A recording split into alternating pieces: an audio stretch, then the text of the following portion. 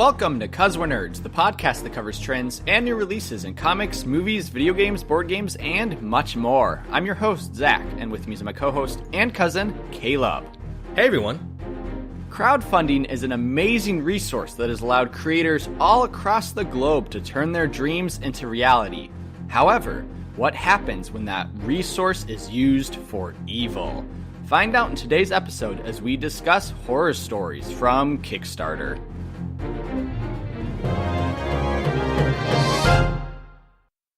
All right, Caleb, so starting off in news, we have some major news from the MCU.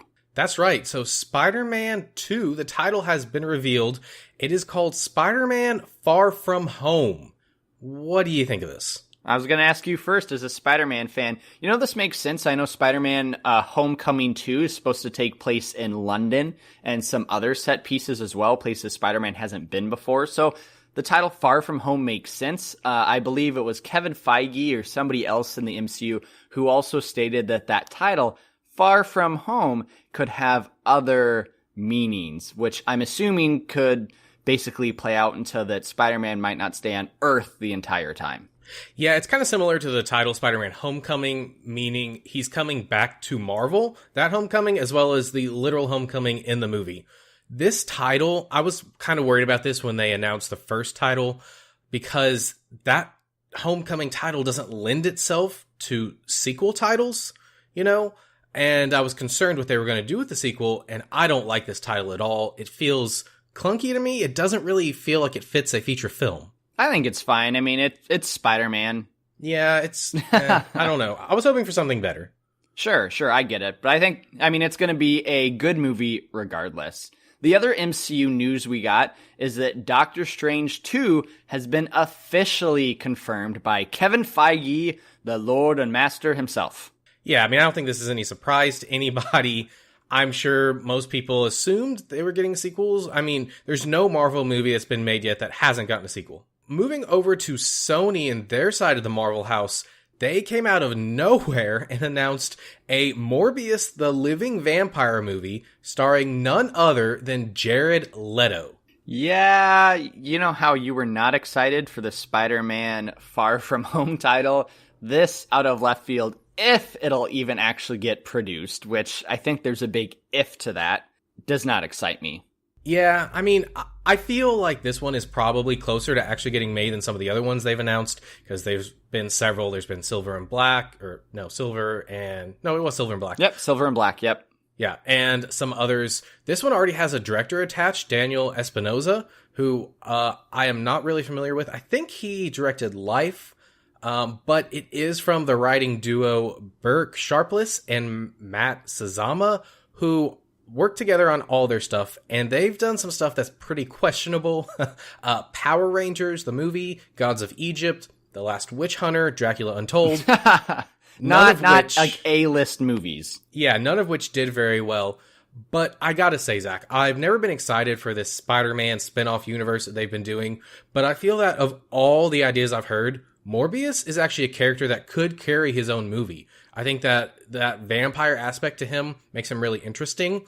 We had vampires with Twilight. We got away from that. We've had zombies forever. I'm ready to go back to vampires. And let's make it like the 80s and 90s vampires, like The Lost Boys and Blade.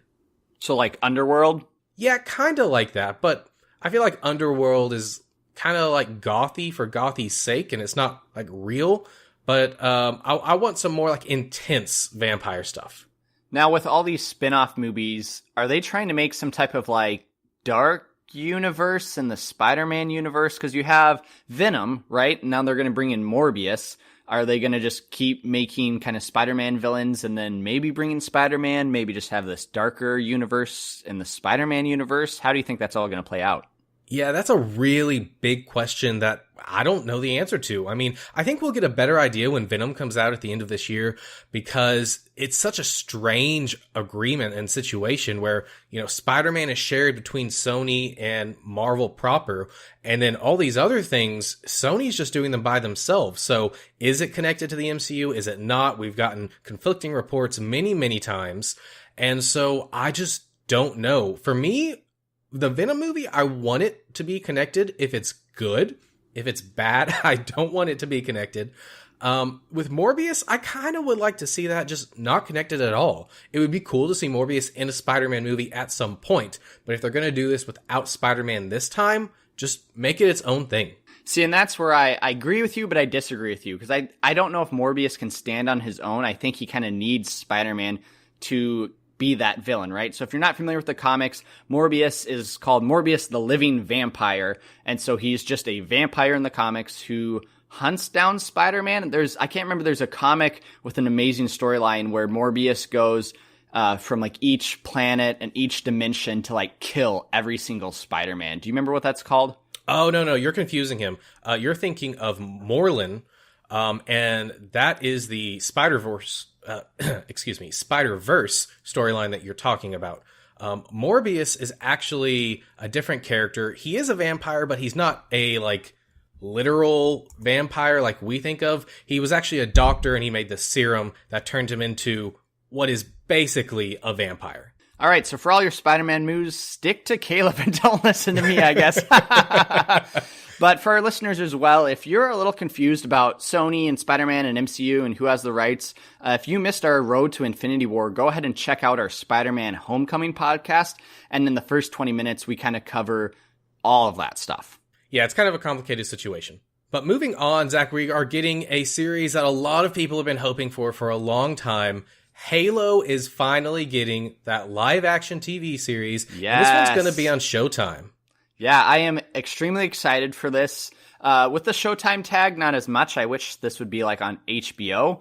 Sure. You know, with the Game of Thrones and Westworld, HBO's have put out some really good shows. I mean, there's a whole list of other shows too. But, you know, Showtime isn't bad as well.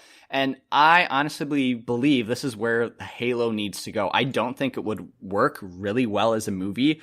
I know Microsoft tried to do that early, I want to say back in the 2000s. I read a really good article about it, how they basically made this whole hoopla about it and had people dressed up in the Master Chief uniforms and like go to all these different production companies, right? So one went to Sony, one went to Fox, one went to Disney, and it all fell through because I think only a couple of them tried to outbid each other and pick it up, and whoever got it, Microsoft was basically like, we still retain the rights, we're still going to get basically all the money, and we want full control of the script. And so the production was like, not a chance. So that fell through. I think this is the way that the Halo universe needs to be seen. I know there are already some TV shows, but that had very limited production. Yeah, there was the Forward Unto Dawn miniseries that debuted online, which was like 5 or 6 little mini episodes that basically made one big story. That was actually really good. And I am excited for this. I am not a big fan of Halo just because I haven't really played them, but I do kind of get that feeling that this is like 10 years too late. No, I would definitely agree. While I mean, I'm still a Halo fan, the franchise hasn't been as good as it was. I mean, back in, you know, Halo 3 but this is still good. This is still good, right? It's still going to draw a crowd. But while Halo is going to debut on Showtime, which, by the way, production is slated to start later next year, so it's going to be a while before we see that, there is another show that's coming to a different platform. I'm talking Titans on the DC Universe streaming platform, which we got a whole lot of details for this week. Well, and more than Titans, right? Isn't there like a whole list of shows, some animated and some not? Oh, yeah, there's several. There's about, I think 6 or 7 exclusive shows that they're making for this platform. You're right, some of them are animated. One of them's a Harley Quinn animated series. And then there's several others. They're doing a Swamp Thing. They're doing a Doom Patrol. Of course, Titans is probably the biggest name that's coming out of it. But all kinds of stuff. Now, we talked about this, I think it was last week, Zach, and I mentioned at one point that I felt in order for this to matter, it had to be more than a streaming platform. It had to be more like a content platform. And that's actually exactly what it is. It's kind of insane. It's really, really massive. Did you catch all of this stuff? Well, I know, you know, like what we talked about in our last podcast, they're going to have the TV, right? They're going to have the comics on there. But I know that they released that they are now adding more and more stuff to really amp up this platform. Yeah, it's more of like a DC All Access. Like, if you want DC stuff, this is the one place to go for everything. They're going to have the comics. Some places have misreported that they're going to have every comic ever published. That is not correct. They're actually going to have a curated list, and I believe that's going to be a rotating curated list. But still, cool nonetheless. They are going to have all of those exclusive TV shows, as well as some classics like the Justice League TV show, the Batman TV show. They're going to have several of those older movies as well. I'm sure that they will have all of that stuff that they've ever done. That hasn't been confirmed, but that would just blow my mind if they didn't. But it's also going to give you access to stuff like special merchandise that you can purchase and stuff like that. It's more of like a membership to a club, right? An all-access club. And I think that this is a really cool idea. And I think that in order for comics to be sustainable in the future, this is actually something that they have to do, because we've talked before about how the comic book industry has declined in the past 15 years or so because people just aren't reading as many comics. I think that if you bundle them into a platform like this that has more than just comics and people are paying for all of it, you are still making money while at the same time potentially getting new people into comics that wouldn't be in it otherwise because they have free access to it. And it'll definitely be interesting when Marvel finally releases theirs, or I shouldn't really say Marvel, I should say Disney, right? Because Disney's going to release their own streaming platform, but they are going to have the juggernaut of not only everything in the MCU, but also everything in Star Wars land, and, you know, everything that they have previously to now. So it'll definitely be interesting how that competition plays out, and if DC is able to fight the juggernaut of Disney. I think this is a good move for Disney because they're trying to get out ahead of what Disney will release with Marvel, with Star Wars, and with everything else tied into that. Well, Caleb, we got some sad news. As of recording today, Toys R Us is finally shut down.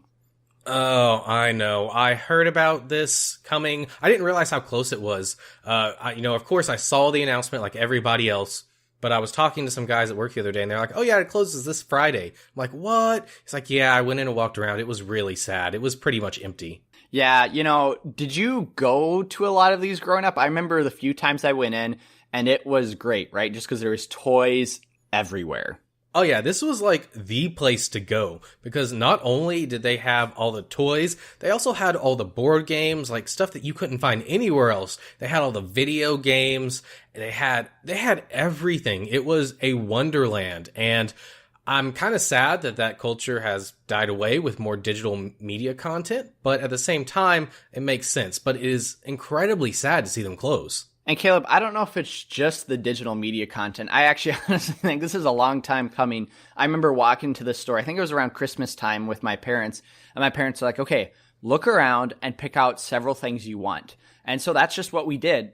And that's how we created our Christmas lists. And my parents were like, okay, we now know what you want. We will go to another store, right? And purchase the stuff, because Toys R Us is expensive. And I think that's just the idea, right? Is that Toys R Us, while cool, a cool brand, cool store, it's just so expensive, where you can get stuff a lot cheaper on Amazon. Yeah, and I think that I've actually read several really good articles, because the common misconception or the common school of thought is that online stores push Toys R Us out of business. According to some of these articles, that's not really the case. That's part of it. But the thing is really that Toys R Us didn't innovate, right? But before Amazon, Amazon really only came to prominence in the past, 8 years or so. Toys R Us was great. I think it has always been a little bit expensive, but it's nowhere near the gap in price that you have now with Amazon. But with this closing, there's really not a great place to go to just look at a lot of toys. You can go to like Target or Walmart or somewhere like that, but their toy aisles are shrinking and shrinking. It's becoming a lot more like Legos and stuff. And if you like toys, if you're into toys for your kids or for your collectibles or whatever, it's just getting harder and harder to find those types of things. All right. Well, Caleb, jumping into some video game news, quickly going to Overwatch, we have a new hero. It's pretty big every time Overwatch releases a new hero. It changes the meta. It changes what's going on in the game. And we have our 28th hero, Wrecking Ball. He is a hamster named Hammond, and he can get into this basically ball, android computer machine thing, and roll around. Yeah, so I didn't actually know they were coming out with a new hero. Did they just announce this and then 5 days later release it? I guess so. I usually follow it pretty closely, and in the past, what Overwatch has done is they have kind of snuck in heroes and teased heroes through comics and other shorts and then announced it. This one kind of came out of the blue. It's like, hey, we have another hero. We're going to reveal him pretty soon, and then boom, done. Yeah, that's kind of what it felt like. Looking at him, I was not impressed when I first saw them. I thought that he didn't fit the aesthetic. I thought that he was just not great. Seeing him actually in the game, he looks a lot better. I do really like the design. My one complaint is that he seems really potentially OP. I watched some gameplay. Admittedly, it was on the PC version, right? And I'm not even sure, is he actually in all of the versions yet, or is he just in the beta? So right now he's in the beta. He's in the PTR, and apparently he will go live. I'm not sure when, but he currently isn't live, except in the beta. Okay, sure. So I think that's only on PC. So I watched some gameplay with him on the PC, and I don't know if Overwatch is just a lot faster on the PC or what, but he was going around at insane speeds. Yeah, PC is a lot faster in Overwatch. I've watched streaming players who have switched from PC to console, and they just usually destroy, and they laugh at how slow console play is compared to computer. And that's why, all of esports is on computers right now. It's not on console play. Right. So I think some of that is that. I do think when they release a new hero, they usually have to nerf them right away. They've had to nerf, I believe, every single hero in the last 3 releases just because they were too overpowered. But, Wrecking Ball, he's going to be a tank character, so I don't think he's going to be too overpowered. He'll find his way, hopefully, into the meta and will be used. But moving on to a different kind of ball, Pokeballs, Pokemon Go specifically. I was scared where you were going to go with that. I'm like, Caleb, we're family friendly. No, Pokeballs. Okay. So Pokemon Go was a major thing. What was that, 2 years ago now? Or last year? Nah, 2 years, 3 years ago. Wow. It's been a while. It was before my wedding, so that would have been 2 years ago. Yeah. Okay, so, which, guys, by the way, his dad was playing Pokemon Go, right before his wedding. And, during... Come on. It was really funny. Anyway, they finally introduced trading into the game, but you have to be level 40 to do this. Apparently, they had said they were going to do this, and they said that you were only going to have to be level 10, but that's not the case. You have to be level 40, which I don't play Pokemon Go anymore. I don't really remember how the levels work in that, but that seems really, really high. See, here's the thing. I think if anybody's still playing this game, you are going to already be level 40 or way above that. So this really only affects the people who are still playing. I mean, the downside of that is that if they're trying to get people to come back to the game, then this level cap's definitely going to hurt that. But I think this is more for the players who are still playing the game versus people who have dropped off. Sure, and a lot of people have dropped off, but this game is still insanely popular. It is doing really, really well. It's just not that regular people like you and me are doing it like they were for the first 2 weeks when it came out. Well, Caleb, any other news? No, I think that about covers it this week. It's been pretty light on news.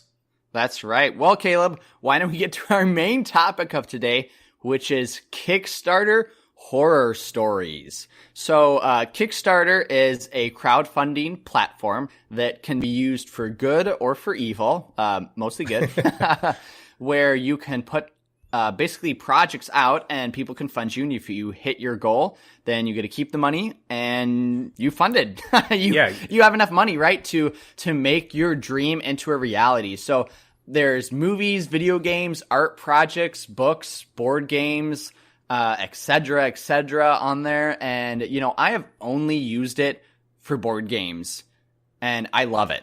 Yeah, it's a really great platform. I do want to point out quickly that there is a big misconception on this, and this is kind of what we're going to be talking about today, where people will go on a Kickstarter and they'll find something that looks really cool and they'll back it. They'll donate money towards it, right? And if it doesn't hit the goal, you get your money back. But if it hits the goal, the project keeps your money. And typically, when you do this, there are rewards, depending on how much money you give them, that they will give you in return once the project is completed. But there are people that will go on here and find something that they think is cool, donate, and expect 100% to get the item. And when they don't get the item, they whine and cry like babies, and they're like, no, this is terrible, this is uncalled for, this is stupid. No, look at what you're doing. When you go to Kickstarter and you donate to something, you are literally becoming an investor in an idea. If the idea doesn't pan out or something doesn't happen, you lose the money just like an investor would. So while Kickstarter is really good, it's not a store. Don't treat it like that. And that's a good segue into horror stories. So I would say the majority of entrepreneurs out here who are trying to make their board games, who are trying to make a good product, have something good in mind, right? Like they want to bring something positive to the table and want to help everybody who has backed them. However, sometimes that falls flat, and that is when you get some of these scary stories. So Caleb, I actually looked back at all my purchases. I have backed 8 Kickstarter games, okay, and they have all been like amazing, except one of them. And that is the one that I will be talking about today. How about you? So looking at mine, I have backed through to completion about 4 of these things. There was one thing I backed and then canceled, but I'm not going to talk about that. That doesn't count. And I've had mixed success, I'll say, with this. And I think that that's probably the general consensus with this. And I also know some people that have had mixed success as well, so we might talk about their stuff if we have time.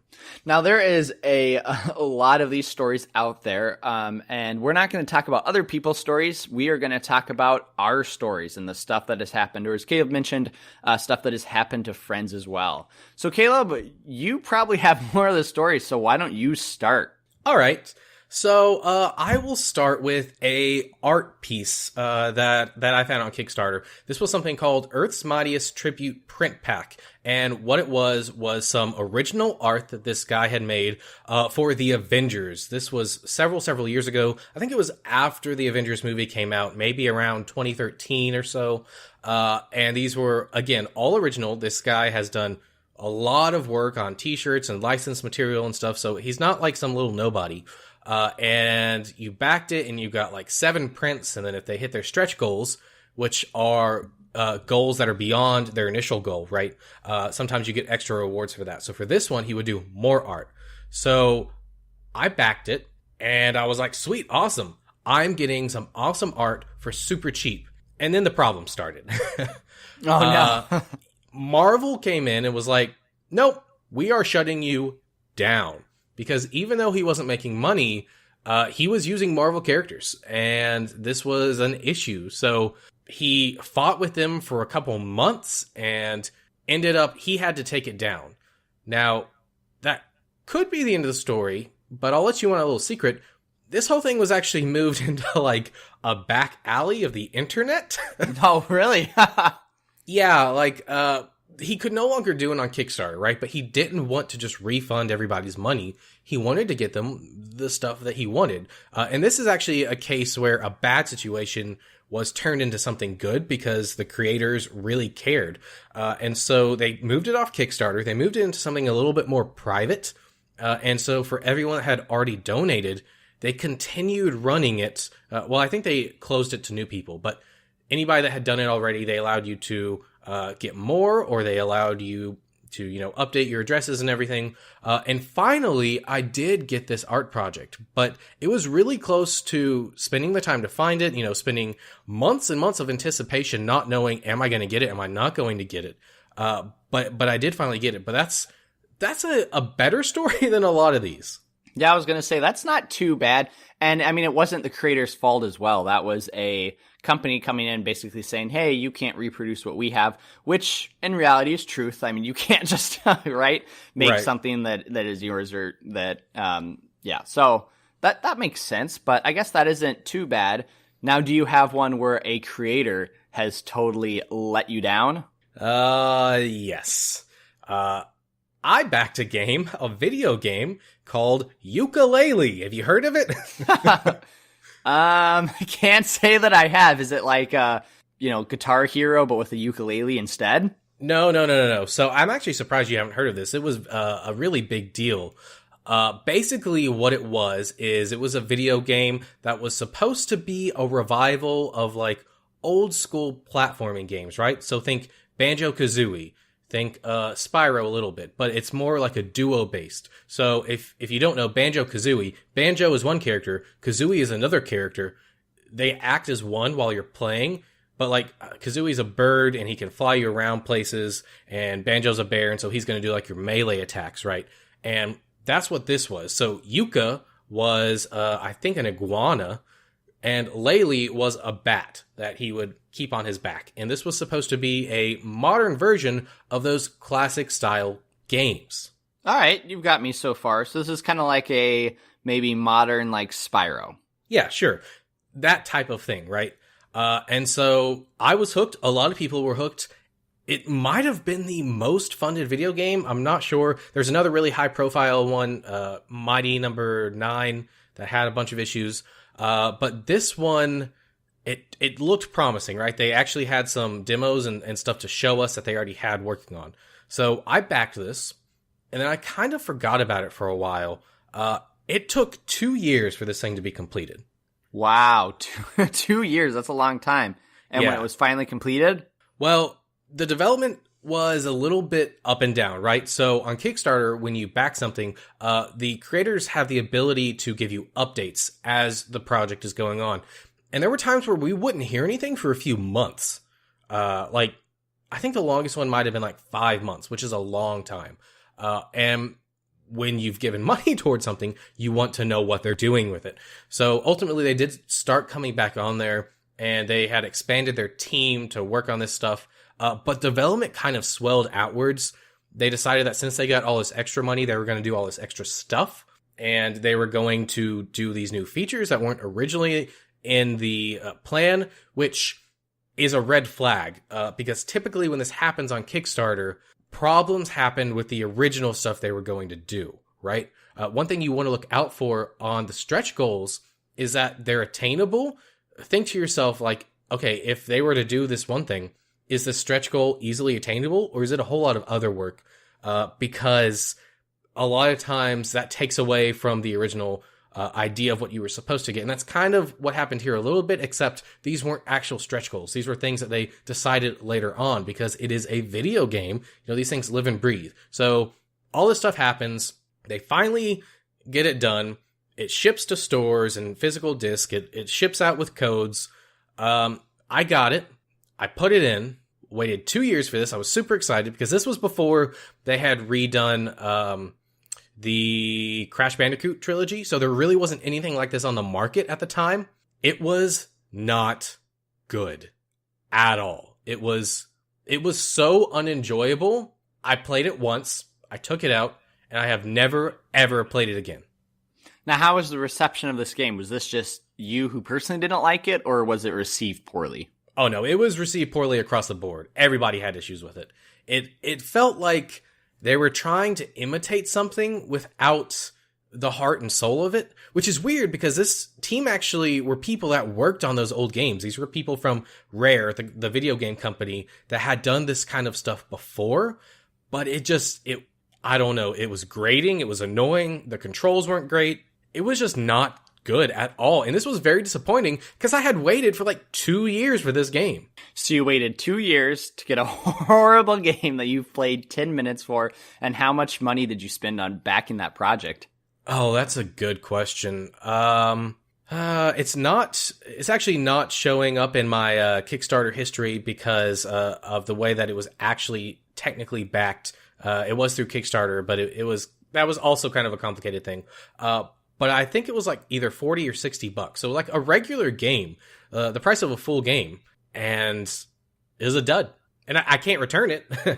No, you can't. Yeah, they're not going to give me my money back.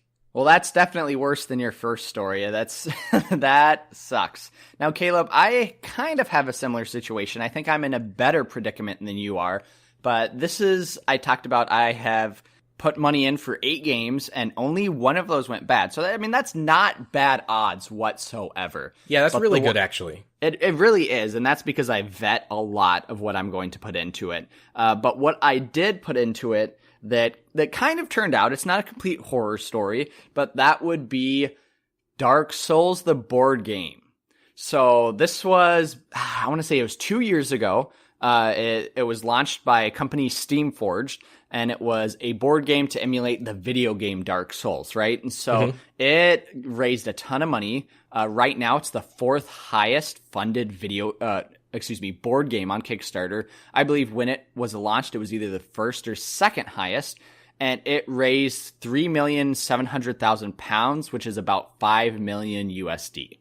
Wow. So is this an officially licensed game, or did they kind of just take it and do their own thing? No, this is an officially licensed game with, I believe it was Bandai Namco?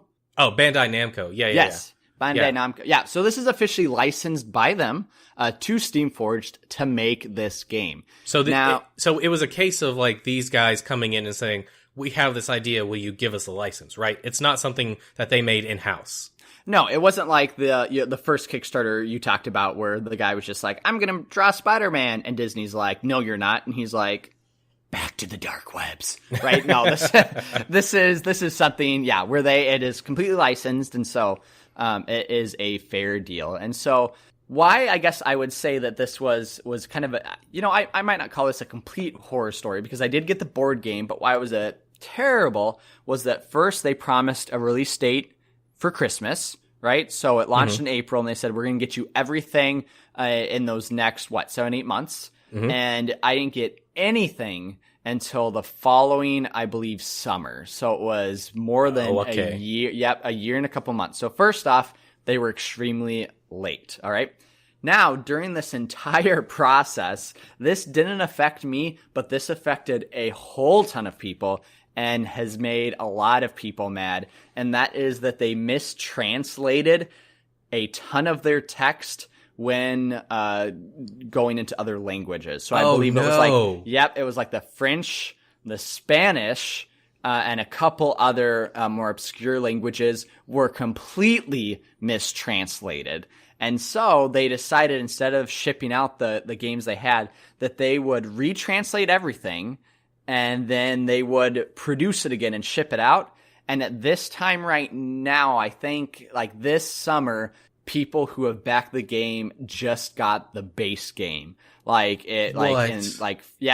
France or so just the foreign language ones. Just the and a couple foreign language ones. Some of them they got right, but some of them they just completely missed. And if you think about it, like, that's huge. This is the 4th highest board, $5 million, right? Like, this is a huge game, a huge undertaking, and to have that big of a mistake is incredibly awful. Now, not only that, but they had add-ons like that you could purchase besides the board game, and then on top of that, they had stretch goals as well. And Caleb, you already talked about that, the stretch goals, and then the add-ons you could have. And the idea, when they released it, they promised, all right, we're going to have all of this, and we are going to release it with Wave 1, meaning we're going to all release it together. Well, that didn't happen. In fact, Wave 2, which is the add-ons that you purchased with your own money, have still not shipped yet. And it has been now 2 years, actually over 2 years. It would be 2 years and a couple months. And they're claiming that Wave 2 will be shipping sometime this July and August. It's been over 2 years, but 2 years is going to be in a couple months? No, sorry. It's been like 2 years and 2 months. Okay. Because it was in April, so 2 years and 3 months. People still have yet to receive what they have bought. Fully, they've received partially the board game, and they have yet to receive the other part of the board game, if that makes sense. Like, it's still playable. Yeah. Now, on top of that, something I forgot to mention was that they rushed this game out, and it tells from the board game. The board game's fun. I enjoy it. It's a good game, but it's only a good game if you mod it. Like, if you go on Board Game Geek, there are hundreds of variants and mods and how to change this board game and to make it playable. And if you're dropping $60 to $80 on a board game, this board game should be like immaculate, right? It should just play smoothly. It should be completely fine. That's not Dark Souls. I would say to make Dark Souls actually playable, so you're not sitting there for 10 hours, you have to mod it. So you have to go on Board Game Geek, find different ways to play it, and mod it so that you are actually able to play the game correctly. So if you were to estimate, how much time do you have to spend once you've gotten the game and once you've figured out that it's not good? How much time do you have to spend to do the research, to figure out the mods, and to actually implement them? Oh, hours. And then setting up the game itself takes a long time, especially when you are implementing the mods. And some of those, like, I've played this game now maybe 3 or 4 times. I'm still trying to figure out, like, what's too much, what's too little. And I mean, it's kind of a mess, but I would say definitely maybe 3 hours to figure out, okay, here are the mods I need. Here is what I need to change. Here's the base rule. And I mean, there's little things like the instruction booklet is pretty confusing to massive things like that. Now, I'm not done. You might think, okay, Zach, that's pretty bad. I'm not done. And that is that they have now split all the add-ons, not add-ons, all the tiers that we have unlocked, the free stuff that was supposed to come to the game, that is shipping out apparently this Christmas, okay? So all of that stuff should have been shipped that would have been a year ago. They have continued to push it back. Now, granted, this is stuff that while they have promised, weren't a part of the base game. It's stuff that people unlocked, but it was still promised, right? It is considered Wave 3 that will not ship until Christmas, if they actually ship it then. And this is stuff like, it's aesthetic stuff, right? And so instead of having a token on the ground, it's maybe metal or plastic. And so it's not hard stuff to make. Now, why I would say that this is kind of a horror story is the fact that while Steamforged has been pushing these waves of shipments kind of off and being like, oh, sorry, we'll get to it, as well as all this mistranslating, is the fact that they have not been communicating with their backers. So it's been like months since an update. Like it'll be months and then an update, and then months again, and then another update. So there's like no communication.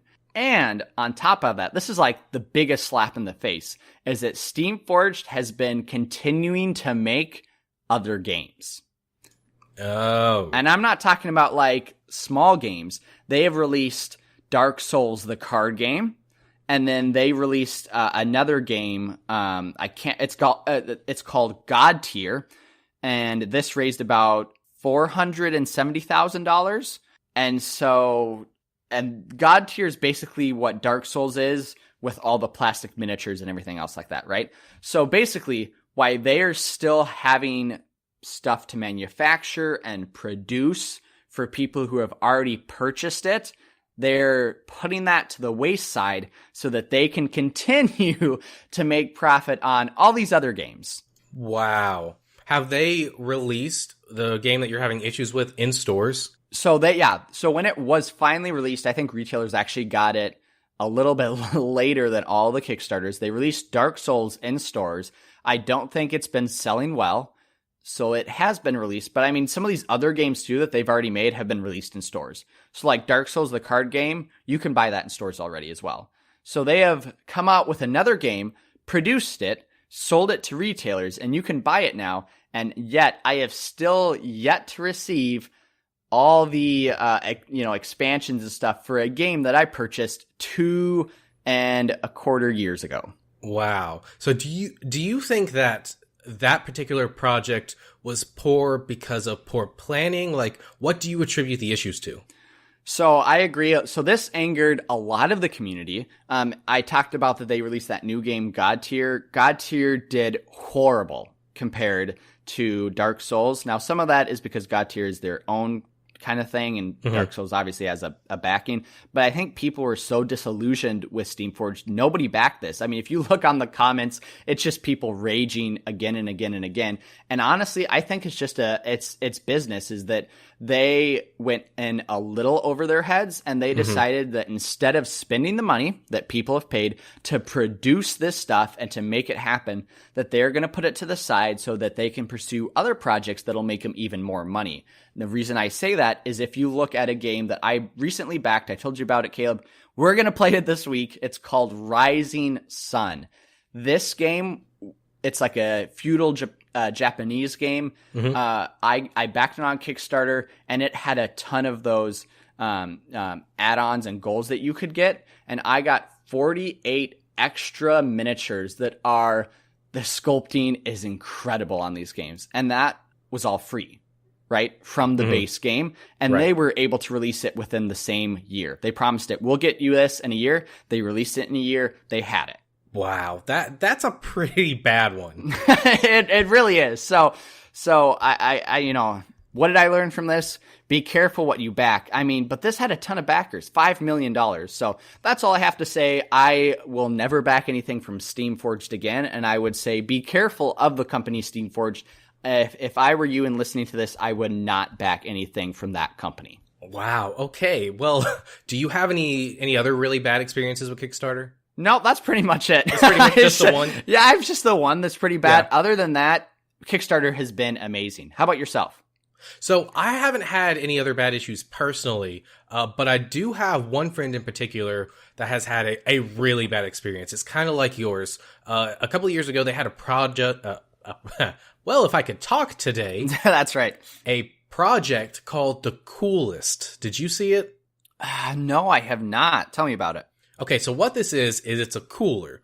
Like a travel cooler where you take to a picnic or something, right? But I have seen this. Yeah. I have watched a couple YouTube videos about how bad this is. Right. So this thing, if you don't know, is like super tricked out. Like it's got a blender on it. You can blend up your ice if you're making anything with ice in it. It's got a charger in it for your phone. It's got a radio in it. It's got all kinds of stuff in it. It's got really big wheels, so you're supposed to be able to easily roll it onto the beach and stuff. It's supposed to be awesome, right? So my friend backed this.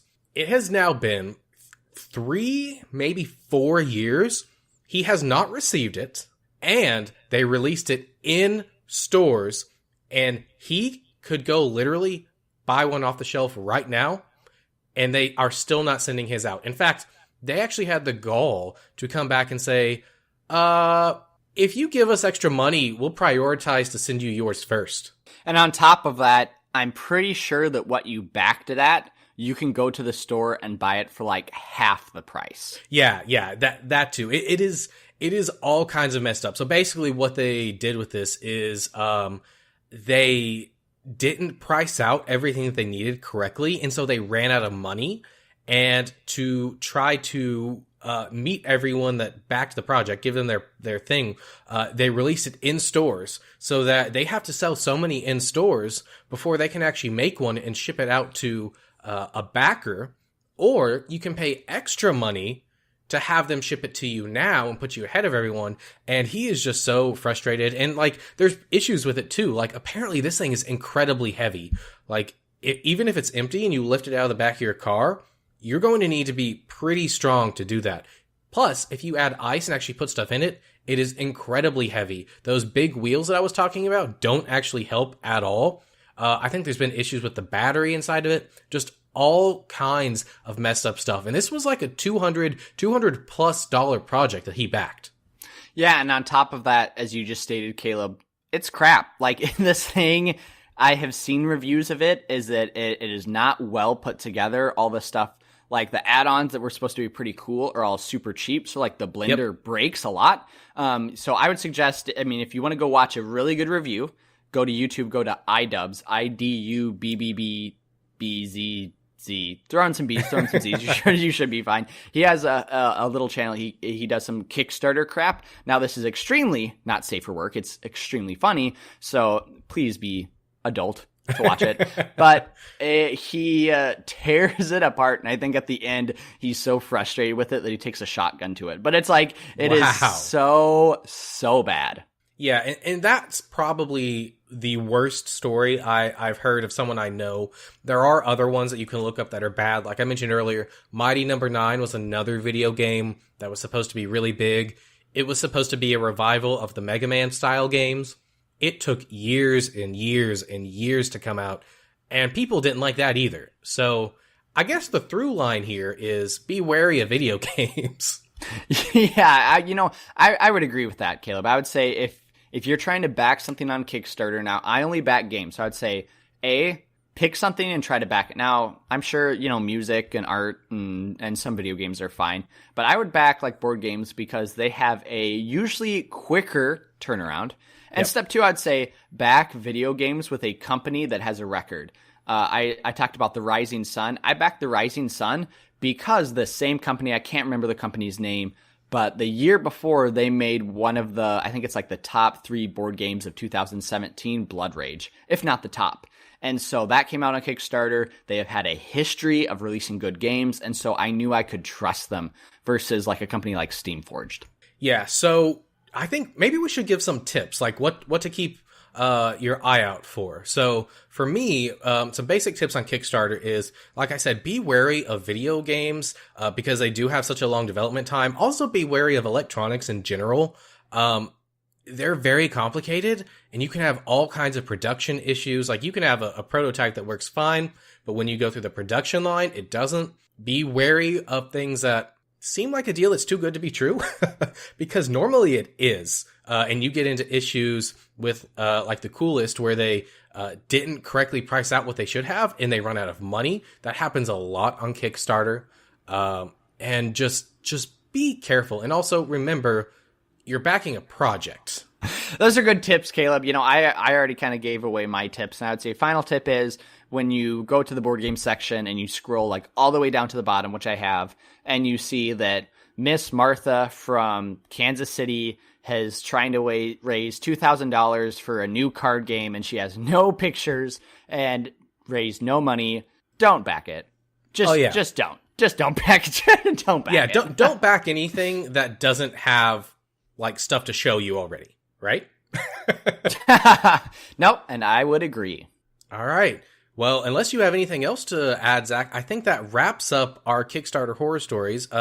We do realize that these might not be the most horrible of horror stories, but we do, recommend that you check out Kickstarter. But we would actually love to hear your horror stories as well. Yeah, please send those in.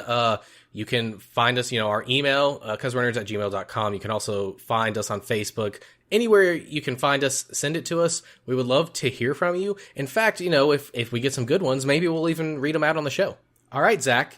So we are going to try something a little bit new. Back when we finished our Road to Infinity War, we talked about how we might have some recurring segments, and we haven't really done that up until this point. We're going to try to do this a little bit more. And this first one, right now we're calling it Whatcha Been Up To, because it's basically about what we've been up to this weekend, and if we found anything cool that we want to share with people, or things to avoid. So, Zach, what you been up to? All right. So, in line with our theme, obviously, the what you been up to has to be something that's kind of nerdy. And I would say I have been up to playing the video game Star Wars Knights of the Old Republic 2. Oh, kicking it old school. Kicking it old school. So, growing up, I played this on the computer. This is when I think you needed like 10 discs to install this game. Right. Floppy disk, right? Not that old, Caleb. But, I recently found this for an Xbox, and it is one of the games that is compatible for backwards playability on the Xbox One. So you can just slip in the Xbox disc and play it. And so that's what I've been doing. And Caleb, this game is still phenomenal. So yes, it does show its age for sure. Not only in graphics, but in some of the storytelling and decisions and stuff like that. But this is still such a fun game. Now, half of that I know it carries some nostalgia for me, but just the amount of choices you can have, the dialogue you can have, the character options, the items, the equipment, the Star Wars feel. This is why I so want a Star Wars RPG game. Like, I don't think Disney or LucasArts realizes that if they released just like another Knights of the Old Republic 3, this wasn't an MMO, it was just a solid RPG, that would sell incredibly well. Oh, yeah. So actually, my friend that had the coolest issue has been going back and playing these as well. Now, he's a really, really big Star Wars fan, but he loves them. And he said, they hold up. I actually own both of them, the first one and the second one, on computer. I've started the first one. I haven't got that far into it, but these are known to be really good. These are made by BioWare. They're the same people that made Mass Effect. So if you like those games, check these out. But that's a really good pick, Zach. How far into it are you? I would say I'm about 5 hours into it, which this game has a lot of playability. So that's not far. That's maybe like 1/6 of the game. Mm-hmm. You can still play a ton more. Yeah, and this is, you kind of mentioned, it's like an RPG. It is a little bit weird. I'm not sure about the second one, but the first one is more aligned with like a tabletop RPG because they talk about like rolling a dice, even though you don't actually see it in the game. Second one's the same. So second one's the same. Is that it's still an RPG, but it's also kind of more like a tabletop RPG because they talk about making dice rolls and saves and all that stuff as well. Yeah, so that could be a little bit confusing if you're not familiar with that, but don't let that stop you from going in on these. They're really good. They're long. They're story-driven. You can customize your character. You can get lightsabers. You can pick the color of your lightsaber. You can pick your force powers. I know that in at least one of them, you can go light side or dark side. It's really great. All right, Caleb, with our couple minutes we have left, why don't you tell us what you've been up to? So I started and finished actually an anime this week. It was very short. It's only 6 episodes called Fooly Cooly or Furikuri or FLCL. 3 different names. So this has been on my list for a long time. It's a pretty big anime in the anime community that I've never seen before. And it's actually, I think it's actually by Gainax, your people, the people that made Gurren Lagann and Kill la Kill. So you might be into this. Oh. It's really weird though. So the first 2 episodes have that same kinetic, like all over the place feel that we mentioned in our anime episode that Gurren Lagann and Kill la Kill have, which makes sense because it's the same people. But it's so over the top. Like, I didn't know what was going on. Like, I didn't know what was real. I didn't know what was fake. The animation style changes a few times. Like, there's a point in the first episode where for like 2 or 3 minutes, instead of being like regular anime drawn stuff, it's like a manga. And they talk, but it looks like a manga. Like panels and everything. It's super weird. Around episodes 3 and 4, though, I did actually start to like it. Ultimately, I did like it, but it is weird. And the story kind of is like, this girl comes into town, and hits this little boy with her scooter, and then she kind of just like invades his life. And early on, she's like, "Oh yeah, I'm an alien." And you're like, "What?" But you don't know what to believe. There's a whole lot of stuff going on. You're not sure what's real, what's not real. It kind of plays with that a little bit. So she might or might not be an alien. Depends, you know. You know by the end of the series which one is which, but it is super weird. I think that if you're into anime already, or you like super weird, confusing stuff, it's for you, but it is not accessible for the general audience. It is really strange. Now, that is 6 episodes. They did go back this year, actually, and they're making seasons 2 and 3. But because the first one was done in like 2001, I kind of think of that as its own series, separate from the new ones. All right, Caleb, I think I'm going to have to definitely hit the skip button on that one. Yeah, I don't think you'd like it. And maybe it was the dub, too. I watched the dub version because they had it on YouTube TV, which we have, and I chose that over the subbed version, which is on Hulu. But it's actually very deep. There's a lot of subtext in there. It is also, by the way, very suggestive. I wouldn't recommend it for young kids. There's nothing really explicit about it, but it's very suggestive in all kinds of ways. So yeah. All right. So I was going to say, so you got 2 recommendations, a video game and an anime. Yeah, and we would love to hear your recommendations as well. You can also send those over to the same places we've already mentioned. And again, if it's good enough, maybe we'll check it out and talk about it on the show. Now, jumping back to Kickstarter, somebody who will never let you down is Taylor Poole. Yes, Taylor Poole did our intro music, and he is currently working on some new music that hopefully we will put in our show. And you can find him at taylorpoolemusic.com. That's TaylorPoole music.com. Or to fit that magic itch, go ahead and check out our friends over at CNC Power Hour on Facebook. And also, please check out our website, causewe'renerds.com. It's the best place that you can find all the places that you can stream our episode. And also, coming soon is an updated version, which might have a whole lot of new stuff on it. So be on the lookout for that. So thanks for listening to 'Cause We're Nerds. Stay up to date with all the latest nerdy news and podcast drops by following us on Twitter, Instagram, or Facebook. You can also leave us feedback or comments at causewe'renerds@gmail.com. That's CUZWERENERDS@gmail.com. As always, if you enjoy this podcast, we would love it if you could give us a 5-star review on iTunes. Join us next week as our podcast shrinks in size to cover Ant-Man and the Wasp. Is this movie just as good or better than Ant-Man? And does it solve any of the issues from the end of Infinity War? Find out these questions and much more on next week's episode of 'Cause We're Nerds. Stay nerdy.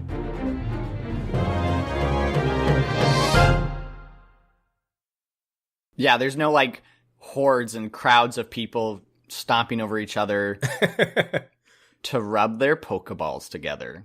Got Ah, got 'em. And with that...